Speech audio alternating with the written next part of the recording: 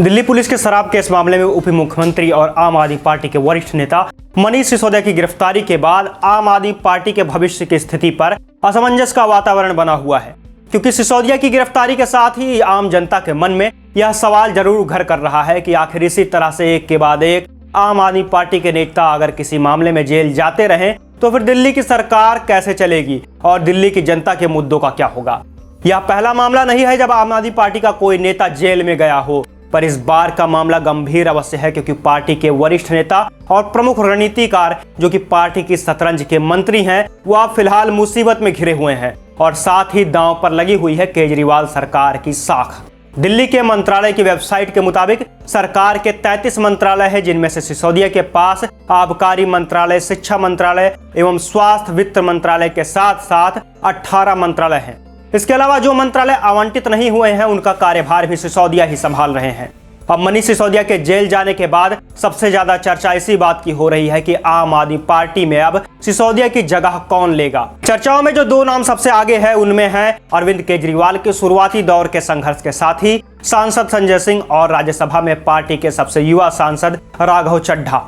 लेकिन सवाल यही है कि क्या आम आदमी पार्टी में यही दो नाम सिसोदिया का विकल्प हो सकते हैं या फिर कोई तीसरा भी है जो कि सिसोदिया का चेहरा बन सकता है।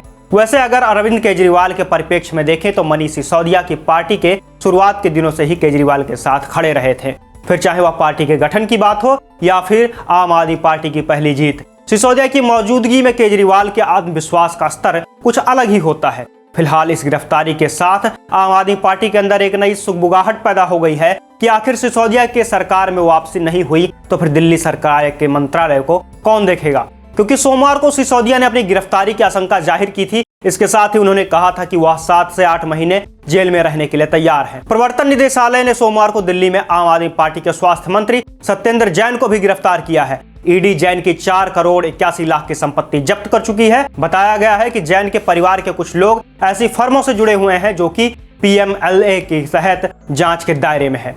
ईडी के जांच में पता चला है कि साल 2015 से 16 के दौरान जब सत्येंद्र कुमार जैन एक लोक सेवक थे, जैन पर अधिकारों के दुरुपयोग के कई मामले दर्ज किए गए हैं। सत्येंद्र जैन की बेटी सौम्या जैन को मोहल्ला क्लिनिक के लिए सलाहकार नियुक्त किए जाने का मामला भी लगातार तूल पकड़ रहा है। इस मामले ने काफी बवाल किया हुआ है। इस मामले की जांच सीबीआई को दे दी गई है। आम आदमी पार्टी के कई और नेता भी हैं जो सलाखों के पीछे जा चुके हैं। इनमें सत्येंद्र जैन के अलावा सीडी कांड में फंसे मंत्री संदीप कुमार का नाम भी है, जिन पर राशन कार्ड बनवाने के बहाने एक महिला का यौन उत्पीड़न करने का आरोप लगा था, जिसके बाद पार्टी ने उन्हें बर्खास्त कर दिया था। इसके अलावा साल 2015 में दिल्ली सरकार के कानून मंत्री जितेंद्र सिंह तोमर को भी गिरफ्तार किया गया था। उन पर वकालत की फर्जी डिग्री रखने का आरोप लगा था।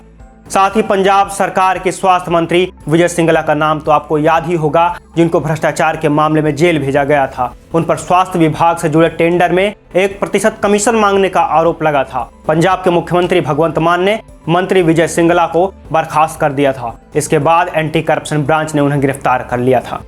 साल 2018 में दिल्ली सरकार के मंत्री आसिम अहमद खान का नाम भी भ्रष्टाचार के मामले में तब सामने आया था जब सीएम अरविंद केजरीवाल ने अपने कैबिनेट मंत्री आसिम अहमद खान को हटा दिया था।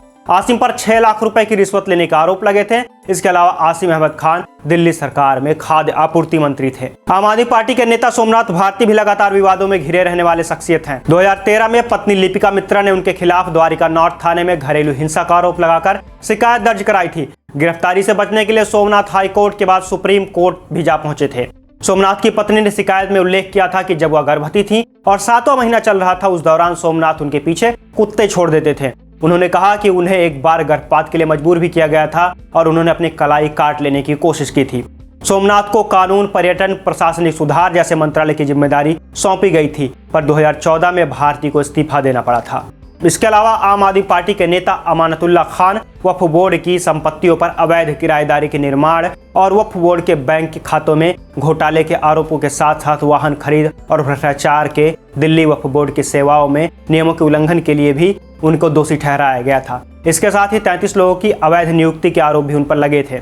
इस संबंध में एसीबी ने जनवरी 2020 में भ्रष्टाचार निवारण अधिनियम और आईपीसी के विभिन्न धाराओं के तहत उन पर केस दर्ज किया था। इसके अलावा आम आदमी पार्टी के विधायक प्रकाश जारवाल को ही महिला से बदसलूकी के आरोप में जेल भेजा गया था। वहीं विजय नायर आबकारी नीति के मामले में जेल गए थे। ताहिर हुसैन को भी दिल्ली दंगों के आरोपी के रूप में देखा जाता है, जबकि गीता रावत घूस लेने के मामले में पकड़ी गई थी। ये तो आम आदमी पार्टी के नेताओं के कारनामों की लिस्ट है, जिन्होंने एक दशक पुरानी पार्टी में शामिल होने के बाद इतने गुल खिला दिए कि जिन्हें आज तक देश की जनता और मीडिया याद कर रही है। पर दिल्ली के मुख्यमंत्री अरविंद केजरीवाल लगातार यह दावा करते हैं कि दिल्ली की आप सरकार पूरे देश की सबसे ईमानदार सरकार है। इसके अलावा केजरीवाल के दावे यहाँ तक हैं कि केंद्र में सत्ता में बैठी भाजपा उनके नेताओं पर गंदी राजनीति कर रही है। पर एक के बाद एक नए कांडों और खुलासों के बाद आम आदमी पार्टी के नेता जेल जा रहे हैं। ऐसे में आम आदमी पार्टी को यह जरूर सोचना चाहिए कि क्या केवल झूठे आरोपों के कारण ही आम आदमी पार्टी के नेता लगातार सलाखों के पीछे जा रहे हैं या कोई अंदर की कमी है। खैर, जो भी हो, केजरीवाल की रणनीति और विचारधारा ही उन्हें पार्टी का भविष्य तय करेगी। फिलहाल तो देखना यह अहम है कि सिसोदिया के बाद पार्टी की कमान और रणनीति कौन संभालेगा। साथ ही आम आदमी पार्टी का भविष्य कैसा होगा, यह देखने वाली बात होगी। यह तो रही दिल्ली के उप मुख्यमंत्री सिसोदिया पर लगे हुए तमाम आरोप और साथ ही आम आदमी पार्टी के विभिन्न नेताओं पर लगे आरोपों की बात। पर देश और दुनिया से जुड़े हुए ऐसी खबरों को देखने के लिए जुड़े रहिए हमारे चैनल के साथ और देखते रहिए नव आयुध। फिर मिलेंगे किसी अन्य वीडियो में।